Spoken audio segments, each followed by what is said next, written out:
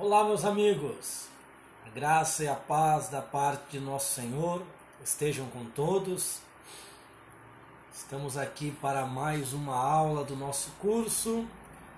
Vou aguardar que os irmãos comecem a entrar, aqueles que puderem assistir esta aula ao vivo será grande bênção para as vossas vidas. Alguns só terão condição de assistir posteriormente, mas nós já estamos aqui preparados para dar esta aula para os irmãos, o nosso curso do CFTM, livros Seitas e Apologética. É um momento de bênção, poder estudar a palavra de Deus, poder conhecer melhor as nossas doutrinas, para que possamos defendê-la pela palavra, defendê-la pela genuína doutrina da palavra de Deus. Então isso é muito importante para nós, que nós tenhamos esta condição de poder defender a sã doutrina, como Paulo orienta a Tito, para ele pregar a sã doutrina, para ele e para Timóteo também, para que eles permaneçam na sã doutrina. Então isso é muito importante para os dias que nós estamos vivendo, porque são dias difíceis, são dias trabalhosos, são dias onde nós observamos que tem muitos falsos profetas se levantando, muitos falsos mestres se levantando, e é necessário que nós venhamos defender o Evangelho do Senhor Jesus. Tá certo, meus irmãos? Estou fazendo esta breve introdução, aguardando que os irmãos vão acessando aí, possam entrar nesta live. Deus abençoe, irmão Humberto, a tua vida pela presença. Irmão Fabrício está conosco, a irmã Rosângela, irmão Nilson, grande abraço. Irmã Silvania entrou. Hoje nós lecionaremos sobre o livro médio, mas os irmãos do básico têm toda a liberdade de participar, tá certo? Então hoje, Seitas e Apologéticas, aula de número 4. Nós vamos estudar o mormonismo, os mormons, e vamos estudar o espiritismo. Então todos os irmãos aí do Ministério Reconciliação que estão realizando este curso do CFTM, foi proporcionada esta oportunidade a todos para assistirem todas as aulas. Então todos são muito bem-vindos aqui nesta live, neste canal. E será uma das ferramentas que utilizaremos a partir de agora, né? Depois que nós retornarmos às nossas aulas, sempre que pretendo fazer alguns vídeos de alguns temas para elucidar para os irmãos alguns temas polêmicos, alguns temas que não dá para debater em nossas aulas por causa do tempo. Vamos utilizar este canal para crescimento espiritual, para crescimento da nossa vida. Meus irmãos, aproveitando que tem alguns irmãos aqui do básico, hoje nós encerramos o livro do médio, encerraremos o livro do médio, são aulas mais curtas, mais objetivas, analisando apenas os erros doutrinários dessas seitas e a verdade da palavra de Deus. Amanhã quero fazer, pelo menos, tentar fazer 2 aulas com os irmãos, uma do profeta Ageu, outra do profeta Zacarias, e deixar para sábado o profeta Malaquias. Então, ou qualquer coisa, a gente faz os 3 profetas em uma aula também, frisando alguns textos importantes. Vamos analisarmos, para nós encerrarmos, que breve nós temos outro cronograma, outro livro para começar. Se permanecer esse sistema de toque de recolher aí em Paranaguá, né? Paranaguá tá feio o negócio, não. Pode sair na rua se não é multado, né? Então tem que tomar cuidado. Se permanecer desta forma, a gente continua usando esse canal, se os irmãos assim preferirem. Quem sabe procura outros meios aí para os irmãos participarem também destas aulas. Vemos algum programa que dê para os irmãos assistirem junto aí com webcam. Vamos fazer análises aí para aprender, né? O importante é nós termos essas aulas para vocês não ficarem prejudicados no cronograma. Só que também eu preciso saber dos irmãos como que está aí, se todos estão tendo acesso, estão conseguindo assistir, porque se ficar alguns para trás fica complicado, né, irmãos? Nós deixarmos alguns irmãos para trás, não podemos. Então temos que tentar facilitar para todos, certo? É difícil mesmo essa situação, não está fácil. Depois que voltar ao normal, ainda será difícil para muitos que têm empreendimento. Não, seitas e apologética, isso é muito importante. Apologia é defesa de algo. Caso quando a gente está tratando nas questões da fé, então nós usamos esse termo apologética para a defesa da fé verdadeira, defesa do evangelho, defesa das verdades centrais da palavra de Deus. Pedro disse, nós analisamos na primeira aula, que nós temos que dar razão, ou seja, responder com razão, racionalmente àqueles que nos perguntam acerca da nossa fé. Então observe vocês que a nossa fé, ela não é uma fé louca, ela não é uma fé irracional, ela não é uma fé delirante, ela é uma fé racional. Porque a Bíblia fala que o Deus desse século tem cegado o entendimento para que as pessoas não cheguem ao conhecimento da glória de Deus. A Bíblia fala que nós temos que apresentar um culto racional, ou seja, um culto com entendimento. Jesus fala para a mulher samaritana que os samaritanos adoram que não sabem, mas os judeus adoram aqueles que eles sabem quem eles estão adorando. Então esta é a diferença das religiões que muitas vezes fazem coisas loucamente, adoram o que não sabem, adoram o que não conhecem, para o evangelho, porque nós sabemos em quem temos crido e sabemos que é poderoso. Deus abençoe a irmã Eliane, que está presente. Então nós temos que conhecer as doutrinas, meus irmãos, para dar respostas com entendimento, com sabedoria, com conhecimento àqueles que nos pedem a razão da nossa fé.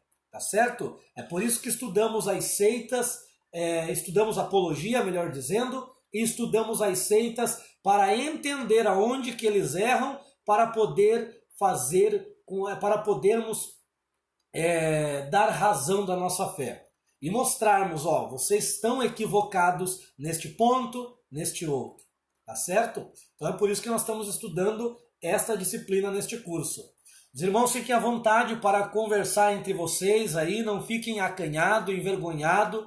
Vocês são todos uma família, né? Somos todos uma família. Então fique à vontade para se cumprimentar, para perguntar algo um para o outro.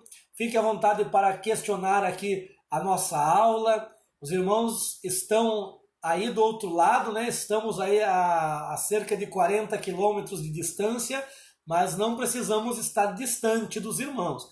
Pode perguntar, pode questionar. Esses comentários aí, pode rolar bastante comentário aí. Não fiquem parados, senão pode perder aí a atenção. Nós não queremos isso, irmãos.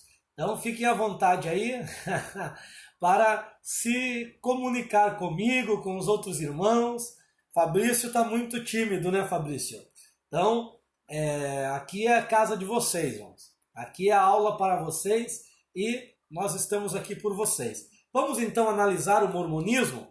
Bom, o Mormons é uma seita bem conhecida também, assim como o Adventismo que nós estudamos, o catolicismo. Os Mormons também são bem conhecidos, existem diversas igrejas, templos, né, que eles falam, o salão, que eles usam esse termo também em nossa convivência. Então nós temos aí a Igreja do Santo dos Últimos Dias, que é outro nome para os Mormons, tá certo, meus irmãos? Tinha uma igreja aí na Estradinha, não sei se tem ainda, mas havia, né, uma igreja deles aí na Estradinha. São um povo missionário que enviam bastante missionários dos Estados Unidos para cá. Há diversos missionários em todo o território brasileiro. Aqui nós sempre vemos eles caminhando aí na BR. tem uma igreja deles perto aqui, houve até um centro de teologia deles aqui próximo. Então eles sempre enviavam missionários para cá, Pontal do Paraná também. Então o histórico deles é conhecido de alguns dos irmãos, mas nós vamos dar aqui algumas bases. O fundador dele é Joseph Smith, fundador dos Mormons é o Joseph Smith. Ele nasceu em 1805 na cidade de Sharon, no estado de Vermont, Estados Unidos. Ele disse que teve uma revelação aos 14 anos de idade, que o pai e o filho apareceram para ele, dizendo que todas as igrejas estavam apóstatas, todas as igrejas mesmo. Eu vou resumir aqui para os irmãos. Batistas, presbiterianas, todas as igrejas existentes naqueles anos, que eram fortíssimas, elas estavam desviadas, estavam apóstatas. Havia uma apostasia geral no mundo, e agora ele vai trazer que o pai e o filho trazem uma nova revelação para ele. Então, posteriormente, ele vai dizer aqui que recebe a visita aos 15, aos 16 anos, depois aos 18, ele recebe a visita do anjo Moroni. O anjo Moroni aparece para ele e entrega as tábuas, um livro totalmente de ouro, e as palavras em egípcio reformado, que um idioma inexistente, e essas palavras se convertem em inglês, e ele passa a entender aquele livro, e que se torna o livro dos Mormons hoje, tá certo? Então, esta é a história, a base da história dos Mormons. Então, nós já pegamos aqui alguns problemas, porque Paulo diz que se houver, ainda que um anjo de luz apresente outro evangelho, este evangelho é anátema, este é maldito. Então, nenhum anjo de luz, podendo apresentar-se, mostrando um outro evangelho que não seja o que foi pregado, anunciado primeiramente por Jesus, porque Jesus foi o apóstolo de Deus. Jesus vem trazer o evangelho, as boas novas da salvação no seu sangue. Então, uma nova aliança, posteriormente ensinadas pelos apóstolos e que perpetua até os dias de hoje. Só que em 1800 lá ele diz que recebeu um novo evangelho, tanto é que é chamado de outro evangelho. O livro dos Mormons é chamado de outro evangelho. Então isso é um grande problema, biblicamente já vemos aqui um erro doutrinário, classificando esta igreja como seita pela sua exclusividade também, exclusivismo, melhor dizendo. Dizendo que só eles têm a verdade central de Deus, eles são a revelação que deu a mais atual de Deus para o mundo, para a humanidade, e que tudo está errado, que todos estavam numa apostasia generalizada. Então nós não vemos na Bíblia uma apostasia generalizada em nenhum momento, porque mesmo lá no período de Israel, a Bíblia fala que houve os remanescentes. E mesmo no período de grande tribulação, que será um período da apostasia, haverá muitos santos, muitos servos, haverá remanescente de Israel. Então, apostasia geral, todo mundo em apostasia, isto é antibíblico. Isto não existe, tá certo? Então já vemos aí um erro doutrinário. Vamos ver aqui na página 82, os irmãos que estão com o livro, diferentes versões sobre a visão de Smith. Então, já no ponto histórico eles falham. Por quê? A versão oficial aos 14 anos, tem uma versão aos 17 anos, outra aos 16 ou 15 anos. Ou seja, não há um início real mesmo. Não há um início dizendo, aqui começou, esta é a revelação que aconteceu, este é o evangelho que foi apresentado. Não há isso, há erros históricos neles. Então isso daí eles falham na própria história. E é isso que o apologeta tem que estudar. Quando ele quer debater com membros de outras religiões, outras seitas, o que ele tem que estudar? Ele tem que estudar a história desta seita e ver onde que eles falham. Tem que procurar os erros deles para poder mostrar que eles estão equivocados. Então, quando a gente vai fazer um debate, vai entrar em um debate com alguém que tem uma opinião divergente da nossa, para você que tem o desejo de ganhar esse debate, de se sair bem no debate, o que você tem que fazer? Você tem que analisar o que ele fala, analisar o ponto que ele defende, a ideia, a premissa que ele defende e procurar falhas nessa premissa para que você possa ser vitorioso aí em um debate. Então o apologeta faz isso. Temos alguns aí no Brasil, né? Como Jamierson, pastor Jamierson, eu esqueci o sobrenome dele. Temos também o Carlos Vailate, que é um excelente apologista, então, que defende as verdades centrais das Escrituras, entre outros, né? Ezequias Soares, da Assembleia de Deus, escreve sobre apologética. Então, devemos ser, como o nosso irmão Fabrício colocou, apologeta ou apologista, né? Os dois termos estão corretos. Então nós devemos ser, não devemos ser aquele apologista, aquele apologeta chato, né? Que quer arrumar encrenca com todo mundo e debater com todo mundo, entrando num polemismo, num lado polêmico, né? Sendo polemista. Isso não temos necessidade de entrar nesta linha. Bom, as visões da Bíblia aqui é quem realmente apareceu a Joseph Smith. A Bíblia fala que um anjo, ou Satanás, melhor dizendo, pode se transformar em um anjo de luz. Ele é um espírito maligno, ele é um espírito. Assim como os espíritos que são anjos bons, anjos que estão premiados, anjos eleitos, anjos que estão com Deus, Satanás ele perde aquele brilho, porém ele continua sendo um espírito, porém continua sendo anjo, não tendo uma forma física, podendo tomar formas. Então ele pode se transformar em um anjo de luz para enganar a muitos. É o que aconteceu, bem provável, né? 99,9999% aí, para não dizer 100, que foi uma enganação. Alguns até, na realidade, não precisa nem ter Satanás apresentado-se ao homem. O homem, por si só, ele pode se tornar um enganador. O diabo, às vezes, só se aproveita de situações. O homem, por si mesmo, ele pode ser um grande enganador. Nós sabemos disso aqui no Brasil, né? Tem um grande enganador aqui no Brasil que multidões seguem ele, né? No âmbito político. Não precisa nem falar o nome, né? Então, a igreja do Mórmon pode ser questionada? Uma outra questão que está aqui. Então, eles dizem que eles são inquestionáveis. Olha ali, tomai a Bíblia, comparai a religião dos santos dos últimos dias, que são os Mórmons, e vereis que ela resiste à prova. Então, ou seja, eles dizem que eles são inerrantes, que não há erro nenhum, que eles são a revelação verdadeira para o povo, para a humanidade, que todos estão errados. Então eles dizem, convencei-nos dos erros doutrinários, se é que temos. Nós já vamos ver alguns. Então depois nós temos aqui, ainda eles dizem assim, todas as religiões são uma abominação. Só eles estão com a verdade. O crescimento da Igreja dos Mórmons se deu nos Estados Unidos e foi muito difundido aqui no Brasil. O Brasil foi difundido.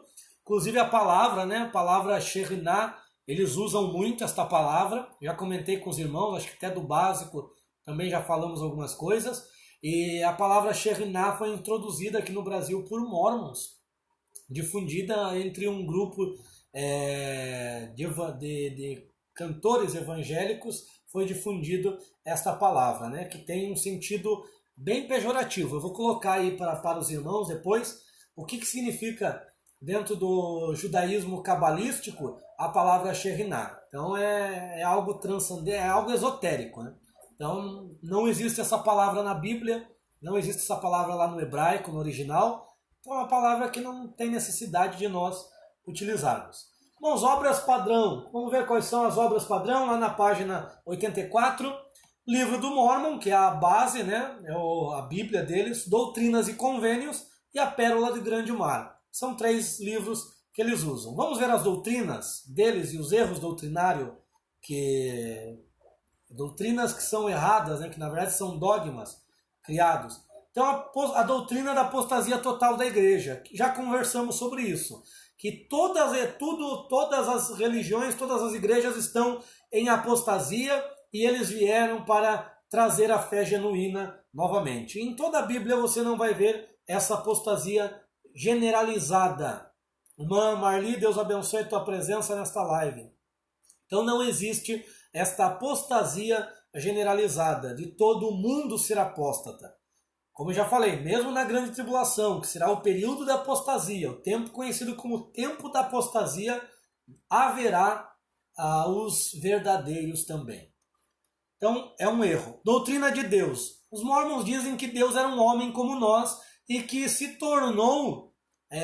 chegou a se tornar um Deus aí por causa mais ou menos aquela ideia que nós estudamos em História das Religiões com o termo iluminado dentro da teologia oriental, dentro das seitas orientais, que você pode se tornar um iluminado a ponto de ser uma divindade. Então os mormons dizem que Deus era um homem comum, justamente porque eles focam muito no humanismo, muito focado no humanismo, no prazer da carne. Eles dizem que Deus inclusive está no céu com carne e osso, que Deus foi um homem como nós e chegou a ser um Deus, né? Chegou ao estágio de Deus, né? Como se fosse um degrau aí, como se fosse umas promoções, né? E a promoção máxima é Deus, e ele conseguiu atingir esta promoção. Então, vamos ver aqui. Aqui tem a resposta apologética do comentarista da lição, mas eu já vou dar aqui alguns pontos, alguns pareceres meus para os irmãos. Então, primeiro, a Bíblia diz que Deus é espírito. Então, Deus não é matéria, Deus não é material, Deus não tem matéria, Deus é espírito, que tem alma. Eu já ensinei isso para os irmãos. Então, já é um erro aqui. Deus é espírito, Deus não tem carne nem osso. A Bíblia fala também lá em Coríntios 15, que aqui acho que não está na lição, que carne e osso não herdam o céu, não entram no céu. Carne e osso não entram no céu. Há uma necessidade de mudança de natureza. Carne e sangue, né? Melhor dizendo, não entram, não herdam. Renata Alves, Deus abençoe a tua presença. A própria Bíblia mostra que Jesus teve uma natureza transformada para subir com o corpo. Então ele teve o corpo ressuscitado, revestido de imortalidade para poder ascender aos céus. Então, é um erro doutrinário. É uma viagem mesmo. Inclusive, eles usam esse termo para dizer que nós também podemos chegar a essa estatura. Podemos chegar a ser Deus. A doutrina de Cristo. Então, eles dizem que Cristo foi um filho espiritual. Ele chegou a esse estágio aí para se tornar uma divindade. De filho espiritual. Inclusive que esse filho espiritual é de Deus, que era carne e osso, com Maria. Então houve uma relação sexual entre Maria e Deus aí. Olha que absurdo. Ele não foi gerado pelo Espírito. Houve um relacionamento entre Deus e Maria. Então realmente é abominação isso, né? E ainda para defender a poligamia que eles defendem, eles dizem que Jesus foi casado com Maria e Marta, né, as irmãs, e com Maria Madalena. Então olha que coisa tenebrosa que é o mormonismo. Para defender a poligamia, porque Joseph Smith teve muitas mulheres, então foi um polígamo, e tem raízes batistas também, tem raízes numa fé genuína. Como nós já falamos para os irmãos na aula, que a maioria desses fundadores de seitas tiveram base dentro de um evangelho genuíno, porém se apostataram e criaram suas ideologias, tá certo? Então, para defender a poligamia que eles defendem, eles colocam aí, deturpam a palavra. Inclusive no livro de Mormons lá, se você tiver você vai ver que eles usam alguns textos da Bíblia só para confundir, para dizer, nós temos Bíblia aqui também. Vocês usam Bíblia aí na igreja? Mas nós também usamos. Olha aqui, aqui está falando do livro de Coríntios, aqui está falando do livro de Mateus. Mas isso é só para confundir, os incautos, os neófitos, os novos na fé. Por isso que nós precisamos ser defensores da verdade do Evangelho, porque essas pessoas vão atacar os nossos irmãos, vão atacar às vezes os novos convertidos, e eles serão enredados, serão engodados por essas pessoas se nós não ensinarmos as verdades centrais da palavra de Deus. Ordenanças do templo. Olha o que eles dizem aqui. Tem prática de batismo pelos mortos, ou seja, para que um ente teu, do antepassado teu, se salve, você tem que procurar aí nas raízes genealógicas, na tua árvore genealógica, ver quem foi esse teu parente, e se ele não viveu uma vida justa, você tem que se batizar por ele. Você tem que realizar um batismo por ele. Então as pessoas ficam caçando seus parentes aí na sua genealogia para se batizar por eles. Então isso é um erro grotesco, né? Não existe isso na Bíblia, não tem nada que mostre que você tem que se batizar por morto. Então o batismo é um batismo que você faz a declaração de que você está no corpo de Cristo. É só para isso que o batismo é necessário. É você publicamente dizendo: eu pertenço ao corpo de Cristo e eu vou obedecer às verdades cristãs, às verdades da palavra. Tá certo? Então o batismo nas águas é um batismo simbólico de um batismo maior que aconteceu no teu íntimo, na tua alma, no teu espírito, que é você sendo introduzido no corpo de Cristo, tá certo? Você sendo imergido no corpo de Cristo. E eles pregam também, uma das doutrinas é o casamento para a eternidade. Então você casa-se aqui e você se compromete, mesmo depois do falecimento de um cônjuge, a não casar-se mais, para que lá na eternidade você seja casado novamente com essa pessoa. Ou seja, casamento para eles é tanto aqui quanto lá. Mas a Bíblia diz que casamento é algo para esta vida. Casamento é algo, uma necessidade da nossa alma com o nosso corpo para este plano, para este momento. Certo? Depois, lá na eternidade, o nosso relacionamento ele será muito maior, muito melhor, muito mais profundo. Haja visto que a Bíblia fala que a igreja é a esposa de Cristo. Mas a igreja ela é composta de diversos membros do corpo. O corpo é composto por diversos membros. Então o termo casamento ali não é literal. É só para mostrar o relacionamento. E no período bíblico, o relacionamento mais profundo que existia na época era o casamento. Por isso que a Bíblia usa esse termo de casamento. Então eles criam essas coisas só para enganar, né? E como as pessoas, irmãos, as pessoas, infelizmente, elas são suscetíveis ao erro. É só você dar uma olhadinha nessas lives aí das revelações profundas. Quantas pessoas não passam por lá? Mil e poucas pessoas, às vezes 2.000, ouvindo a pessoa gritar à torta e à direita, esbravejar coisas que são irreais. E tem muitos que caem porque as pessoas são suscetíveis a erro, infelizmente. Infelizmente as pessoas são enganadas, principalmente se a pessoa for uma pessoa que tem uma boa oratória, uma boa comunicação, um bom carisma, seja carismática, aí ela consegue arrastar as pessoas. Lembrando que os Estados Unidos também, eles viviam muito nessa questão, como os Estados Unidos foi colonizado por protestante, então eles viviam muito essa questão do protestantismo. Então, se aparecer alguma coisa pregando, mesmo que uma doutrina nova, mais intitulada como Evangelho, eles acabaram aceitando, acabaram sendo enredados por isso. E há uma lavagem aí na mente das pessoas para que elas sigam essas doutrinas.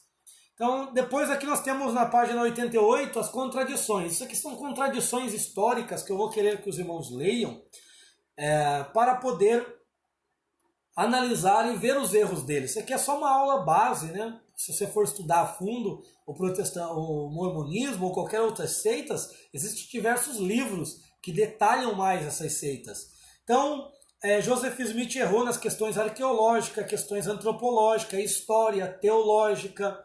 questões da ecologia, livros que tratam, no livro dos Mormons falam de animais que não existiam nos Estados Unidos. Então tem diversos erros que você consegue pegar, conhecendo bem as doutrinas e conhecendo a história, você consegue pegar diversos erros deles e assim fazer uma boa defesa da fé.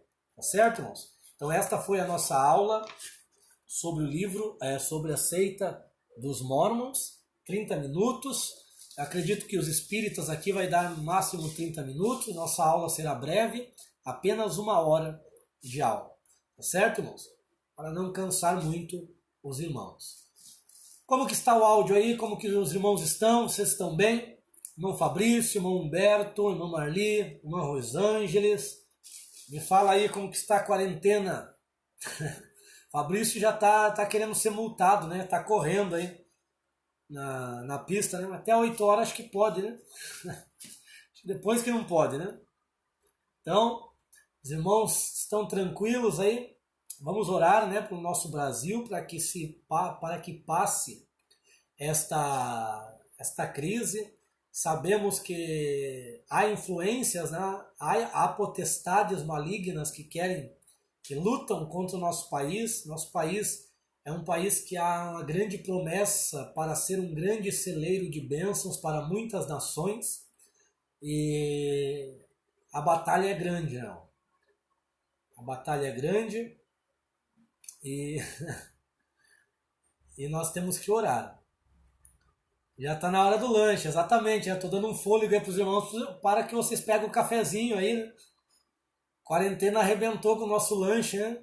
Vai demorar para a gente provar aquele salgado gostoso do irmão Nilo, da irmã Silvana. Aquele café maravilhoso, né? Nós tínhamos, aquela confraternização. Mas vamos dar sequência, né? Como Paulo disse, estamos ausente do corpo, mas presente no espírito. Hoje é direto, hoje é sem recreio, vocês estão de castigo. Vamos dar sequência aí, meus irmãos. Agradeço a presença dos irmãos aí nesta aula. Então nós vamos para a última seita a ser analisada, que é os espíritas. O espiritismo, está aí, ó.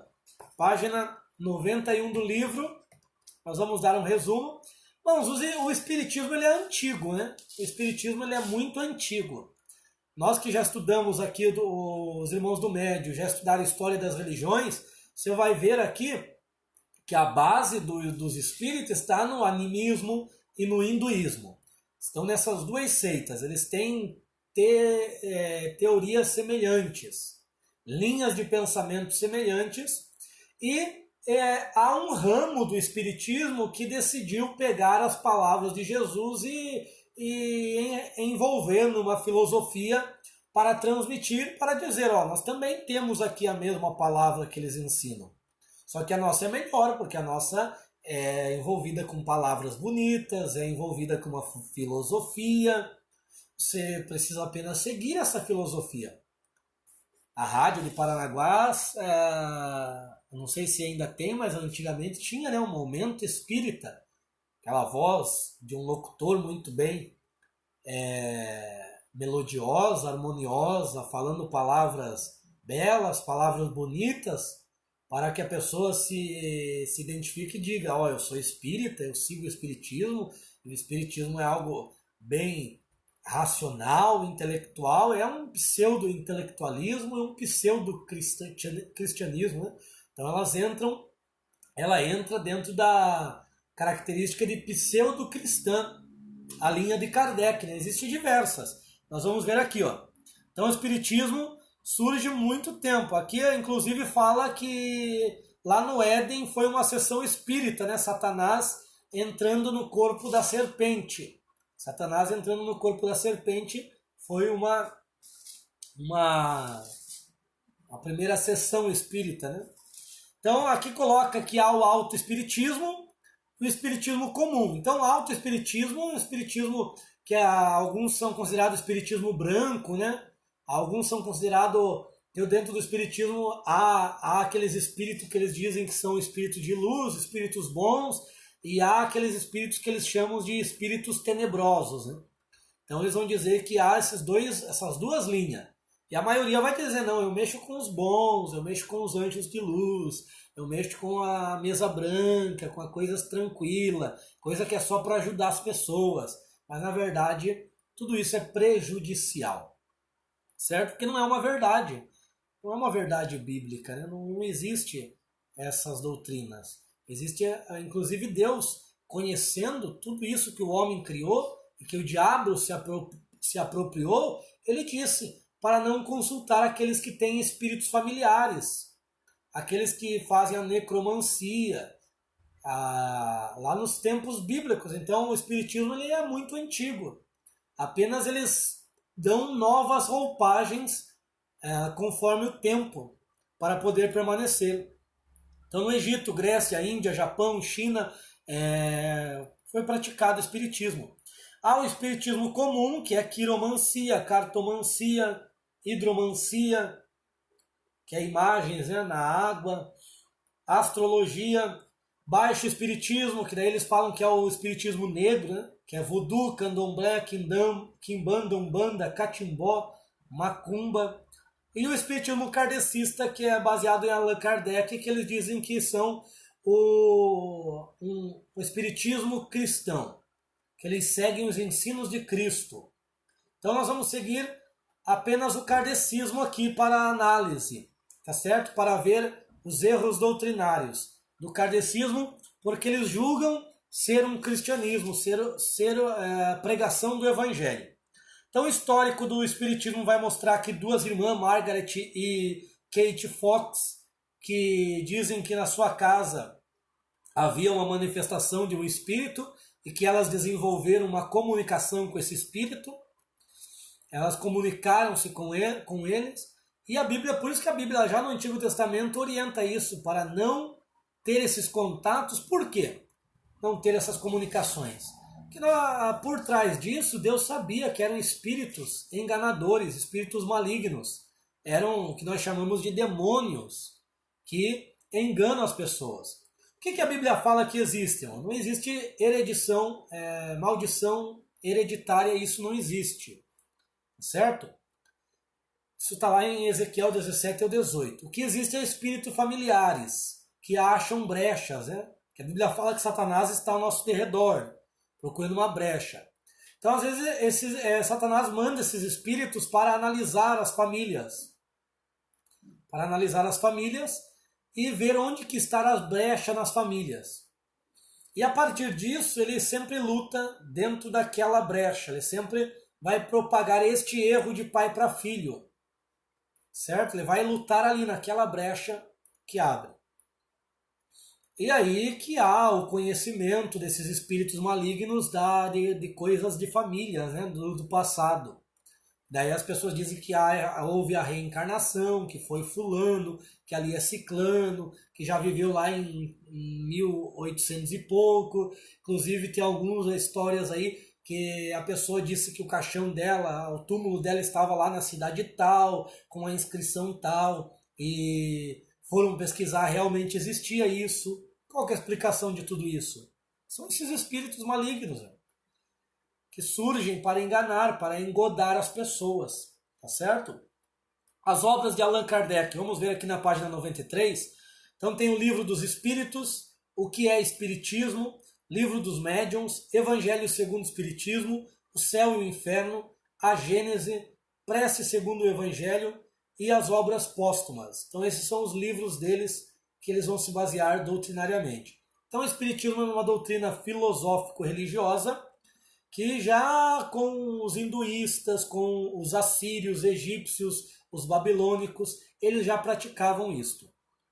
Aquela religião antiga. Na página 94, vai colocar aqui para os irmãos quais são os movimentos que praticam o Espiritismo. Então temos aqui a Legião da Boa Vontade, Ordem Rosa Cruz, Racionalismo Cristão. Olha, os nomes até bonitinho, hein? Para enganar as pessoas. Aí você pensa que as pessoas pensam que é algo de Deus, é algo genuíno, entram e acabam sendo enganadas por eles.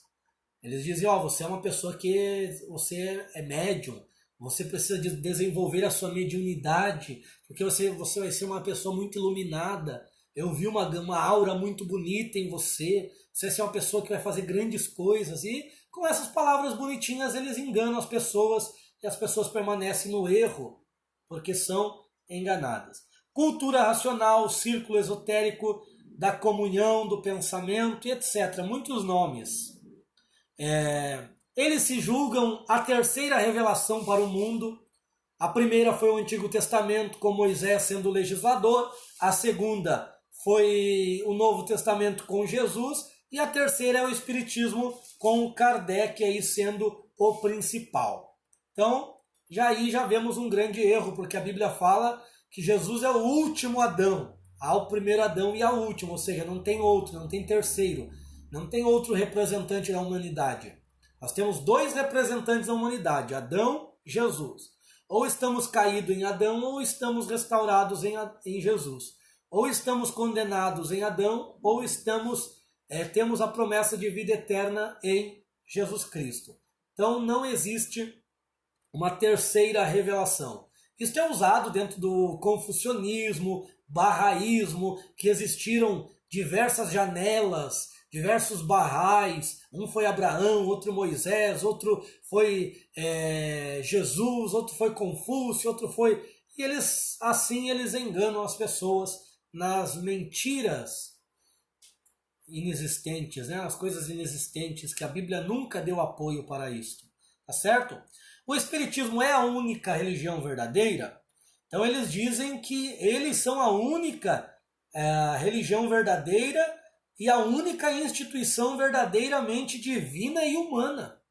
Então, ou seja, eles estão corretos, todos estão errados. Vocês já conseguiram pegar aqui um ponto muito interessante dentro das seitas, que é o quê? A exclusividade. Só a minha está certa. Os testemunhos de Jeová dizem que só eles estão corretos. Congregação cristã, que não foi analisado aqui, dizem que só eles são a verdade. Nós somos primos deles, né? Não nos tratam como os irmãos. O catolicismo, em muito momento, fez isso. Alguns, hoje há divergência entre eles, né?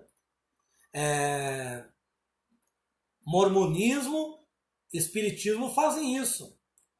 Então, quando a nossa igreja disser assim, ó, nós somos as únicas verdadeiras, todo mundo está errado, aí já é característica de seita. A Assembleia de Deus, em alguns momentos, por desconhecer, alguns quase tornaram característica de seita, porque diziam, não, só a Assembleia de Deus é a melhor igreja do mundo, a melhor igreja do Brasil. Só ela é a verdade, ó. Todo mundo está desviado, olha aí como é as outras igrejas. Não tem doutrina, né? Era o termo que surgiu. A sua igreja não tem doutrina. Então, esse exclusivismo, que graças a Deus já caiu por terra, é característica de seita. Só eles têm a verdade. Outro ponto aqui, o Espiritismo e o Cristianismo ensinam a mesma coisa? Nós vamos ver que não. Por quê? Já vimos aqui algumas ideias que são totalmente diferentes. Outra coisa que eles ensinam aqui, a tática para atrair pessoas, eles dizem assim, é necessário que o desviemos da convicção, mas pouco a pouco. Por isso nos servimos frequentemente de suas palavras e nos damos o ar de aprofundar as suas ideias. Então o que eles fazem? Ah, vocês creem em Cristo? Vocês têm o Evangelho? Ah, nós também temos aqui, ó, nós falamos, ó, Cristo foi isso, isto. Aí eles envolvem argumentos filosóficos e as pessoas, como na maioria das igrejas não ensinam, infelizmente, essa é uma realidade no Brasil, não há ensinamento genuíno, não há investimento, como os irmãos aí do Ministério Reconciliação estão fazendo, investimento em curso, investimento em palavra. Então, as igrejas são, os membros das igrejas são pegos nisso. São pegos porque não há investimento na educação cristã. Daí eles aprofundam, porque eles têm as bases filosóficas, argumentos, e conseguem enganar a muitos. Então vamos ver aqui, ó, doutrinas do Espiritismo, já para mostrar que não o Evangelho não prega a mesma coisa que o Espiritismo. Então eles pregam a reencarnação, comunicação com os mortos, karma, salvação pelas obras. Então essas doutrinas estão totalmente erradas. Então a doutrina da reencarnação eles confundem. Eles usam textos da Bíblia fora. Olha o que eles dizem. Eu vou ler algumas coisinhas só aqui, irmãos. A reencarnação é a volta da alma à vida corpórea, mas em outro corpo especialmente formado para ela, que nada tem de comum com o antigo. Então daí eles usam um texto lá de Coríntios, dizendo capítulo 15, que fala da ressurreição. Mas aqui mesmo eles dizem que a reencarnação é em outro corpo. Porém, a ressurreição é no mesmo corpo. É num corpo, só que corpo de glória. Mas há o ressuscitamento, que é no mesmo corpo. Lázaro veio para o seu mesmo corpo. E há a ressurreição, que é para um corpo glorificado. Mas é o mesmo corpo, não é num outro corpo, não é numa outra pessoa. Não é pagar uma dívida, isso não existe. O princípio da reencarnação ressalta, aliás, de muitas passagens das Escrituras, encontrando-se especificamente formulado de maneira explícita no Evangelho. Então nunca o Evangelho pregou reencarnação. Eles usaram o termo ressurreição e aplicaram a reencarnação. Então ressurreição e reencarnação são termos muito diferentes que o nosso escritor aqui, nosso comentarista vai colocar aqui para os irmãos lerem na página 97. Então, é um grande erro. A reencarnação, dizem eles, fazia parte dos dogmas judaicos sob o nome de ressurreição. Então, isso não é verdade. Reencarnação não é a mesma coisa que ressurreição. Embora o cabalismo, a Kabbalah, os judeus cabalistas, eles são espíritas. Então, é um ramo do judaísmo que é espírita. Eles creem em reencarnação, eles creem em meditação, eles creem em astrologia, eles creem no horóscopo, né, nos zodíacos, no caso. Eles creem, eu sigo um judeu que ele é cabalista, às vezes eu ouço alguma coisa, eles creem em como se livrar de maldição, de peso, de encosto. Eles têm isso também, judeu tem isso, que há encosto e como se livrar desses encostos. Então, como se livrar das energias más. Então, eles também têm o espiritismo dentro de uma seita, dentro de um ramo do judaísmo. Mas nada tem a ver com o judaísmo ortodoxo, tá certo? Nada tem a ver, não há nenhum paralelo. A doutrina de comunicação com os mortos. A Bíblia sempre proibiu comunicar com os mortos. Por quê? Por trás disso é espíritos malignos. Então, é por isso que não devemos confiar. Está aqui a resposta apologética na página 98. Não se pode confiar em espíritos. Porque você não sabe a identidade, né? E na verdade, a maioria dos espíritos, a Bíblia fala, provai os espíritos e veem se eles procedem de Deus. Então há a manifestação do espírito do homem, que às vezes quer enganar, que é o homem querendo enganar. Há a manifestação do espírito maligno querendo enganar também. E há a manifestação do Espírito de Deus. Esta é a verdade, né? Porque o Espírito de Deus é conhecido como Espírito da verdade. Então ele nunca mentirá. Certo? Não se pode confiar em médiums, não. Tem um amigo aí, um conhecido, que ele ficou 14 dias. No passado ele foi para várias religiões. Ele é católico hoje, mas ele foi em vários movimentos. E ele ficou em centro de macumba, ele ficou consultando esses médios e disse que ficou por 14, disse que tinha que ficar ali por 40 dias. Aí eles ficam estudando, né? Psicologia. Ficam estudando a pessoa, analisando as coisas da vida da pessoa para poder depois falar com uma voz diferente. E às vezes até a voz do familiar. Porque o espírito é enganador. A Bíblia fala que Satanás ele permaneceu na mentira, então seus anjos também. E deu 14 dias, diz que ele começou a quebrar tudo lá, ele quebrou tudo. Por quê? Porque em uma das reuniões lá, o espírito desceu, o espírito da mãe dele, né, entre aspas, desceu para falar com ele. E a voz era a voz da mãe dele, ele relatando para mim, que a voz era a voz da mãe dele. Só que teve um problema nessa manifestação. Qual que é o problema? É que ele e a mãe sempre falavam em italiano. Nunca falavam em português em casa. Ele sempre se comunicava com a sua mãe em italiano.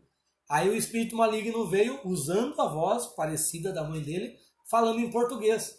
Aí tiveram que chamar a polícia, porque ele começou a bater e quebrar tudo lá. Vocês são mentirosos, vocês são um bando de mentirosos, vocês estão enganando todo mundo aí. Isso não é real. Então você observa, irmãos, não dá para confiar nessas pessoas aí, não dá para confiar nos espíritos, porque eles são enganadores. Certo? A palavra de Deus proíbe tal prática, desde Êxodo, Levítico, Deuteronômio, Reis, vários textos proibindo esta prática. O caso de Saul e a feiticeira de Endor. Bom, Saul e a feiticeira ali, é simples o caso. As pessoas polemizam à toa, é simples. A feiticeira disse, vem alguém subindo com uma capa. Vem alguém subindo com uma capa. Aí Saul disse, é Samuel. Aí registraram, Samuel subiu, mas não era Samuel, certo? Porque para sair da... Jesus vai ensinar isso, que para sair do Hades só por meio da ressurreição. Até o rico que entrou lá no Hades, ele disse, ó, permita que Lázaro ressuscite e vá falar aos meus irmãos.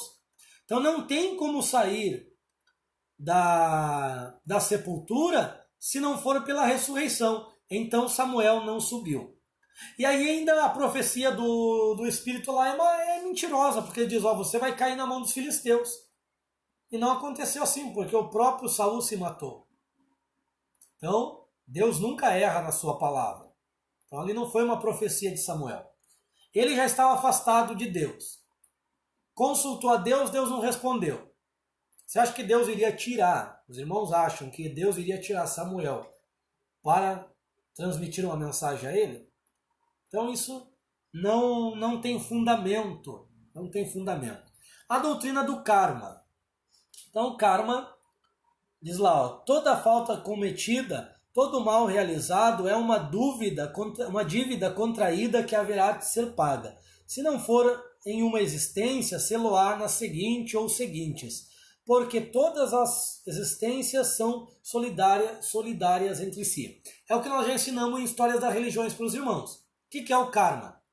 Se você pecou aqui, falhou em algum momento, você vai ter que reencarnar até você viver a perfeição que é para você ter vivido. Então, você vem com esse karma, né? E você precisa se livrar do karma para que você atinja a iluminação, para que você saia dessas reencarnações, se livre das reencarnações, e daí nas religiões orientais vão dizer da seguinte forma, para você atingir o nirvana, o absoluto, se tornar um espírito com o espírito que é o grande espírito de todos, né? Então isso daí são doutrinas errôneas, certo? É a doutrina da salvação pelas obras, por isso que a legião da boa vontade, o espiritismo vai fazer muitas obras, porque para eles, para ser salvo, precisa de obras, precisa realizar obras, praticar boas obras. E a Bíblia vai dizer que as obras fazem parte da vida do salvo, mas ela não salva ninguém. Então a Bíblia fala assim, ó, que adianta eu pegar meus bens e dar aos pobres se eu não tiver amor? O que adianta eu profetizar se eu não tiver amor? O que adianta eu dar o meu corpo para queimarem a favor de alguém se eu não tiver amor? Então as obras, elas são resultados da vida do salvo, mas elas não salvam, elas são apenas, elas serão galardoadas. No tribunal de Cristo as obras serão galardoadas, mas não salvarão. Que inclusive há pessoas que chegarão lá sem praticar obras nenhuma, porém serão salvas. Isso é uma prova, está lá em Coríntios. É a refutação, é a resposta apologética. Então as obras não salvam, elas são o resultado do salvo. Mas Tiago fala que salva. Na verdade, nós temos Tiago e Paulo com ideias complementares e não contraditórias. Paulo vai falar da fé em relação na vertical, a fé vista por Deus. Então a fé vista por Deus, você declarando genuinamente que crê, Deus entende, Deus sabe que é uma fé genuína. Você não precisa praticar nada. Agora, para o meu próximo, para o meu semelhante, para eu provar que eu tenho fé, como o homem é fraco, eu vou ter que dar prova da fé. como o homem não tem a mesma visão de Deus, eu vou ter que dar prova da minha fé. Por isso que as obras são o resultado do salvo. Produzir frutos condizente à mudança da vossa mente, né? Produzir frutos dignos de arrependimentos. Então nós temos que ter boas obras. Paulo sempre vai falar disso. Ter boas obras. Então, de maneira alguma, Tiago está contradizendo Paulo ou Paulo Tiago. Ou Tiago Paulo, melhor dizendo. Certo? Então eles são complementares. Porque as obras são importantes? São. Mas elas não salvam ninguém. Porque isso desvalidaria o sangue de Jesus vertido na cruz. Então, a salvação é mediante a fé, pela graça e pelo sangue de Jesus. Aquilo que eu mostrei para os irmãos. A salvação, ela tem 3 implicações aqui, ó. 3 implicações. Então, para a salvação, é necessário a fé, o sangue e a graça. 2 dessas aqui pertencem a Deus. Deus outorgou a graça e o sangue. E nós entramos apenas com a fé. Então a salvação não é por meio de obras para que ninguém se glorie, mas mediante a graça, pela graça, mediante a fé. E como que foi manifestada essa graça? Jesus derramando seu sangue na cruz do Calvário, certo? Então só há um que pode salvar. Só há um, Jesus. Então as obras não salvam ninguém, certo? Exatamente, Jesus deu muitas provas para que crescem nele, é isso mesmo. Jesus viveu uma vida de boas obras aqui como um exemplo para nós seguirmos, porque Jesus é o homem perfeito. Então se nós seguirmos cabalmente o exemplo da vida de Cristo, nós também podemos chegar à estatura de varão perfeito. Não é fácil, mas pelo Espírito de Deus e pela regeneração, santificação, justificação, é possível através dele, não por mérito próprio. Tá certo, irmão? Então esse foi o nosso livro de seitas apologética, meus irmãos. Recapitulando aqui, nós estudamos o que é apologia, que é a defesa da fé, o que é heresiologia, que é o estudo das heresias, e as heresias são são ensinos não ortodoxos, vem de aireses, que é a mesma palavra para seita, que quer dizer divisão, facção. Então, que se tornou uma palavra pejorativa depois do século IV, aí, depois dos estudos teológicos, pelo fato de que heresia se tornou um ensino não ortodoxo, tá certo? Ou seja, um ensino não genuíno, não verdadeiro. Nós estudamos aí o Adventismo, o Sétimo Dia, a Igreja Católica, as Testemunhas de Jeová, os Mórmons e os Espíritas. Existe outra, né? Existe a Congregação Cristã, que tem algumas falhas. Existem diversas seitas e diversas heresias em nosso meio também, irmãos. Infelizmente, em nosso meio há muitas heresias que nós precisamos refutar pela palavra de Deus. Amém, meus queridos? Grande abraço aos irmãos, agradeço a presença de todos. Irmão Fabrício, irmão Humberto, irmã Rosângela, irmão Nilson, a Renata que passou aqui, Deus abençoe, a irmã Marli, a irmã Eliane, Deus abençoe todos os irmãos. Amados, este foi o encerramento do nosso livro, logo encerraremos o livro do básico também, e após isso vamos ver como que ficarão as provas aí para os irmãos realizarem, tá certo? Vamos conversar com a irmã Silvana, para ela nos dar aí a direção. E logo nós iniciaremos um novo livro, que nós não podemos parar. Meus irmãos, tchau, tchau, grande abraço para todos, uma excelente noite a todos os irmãos.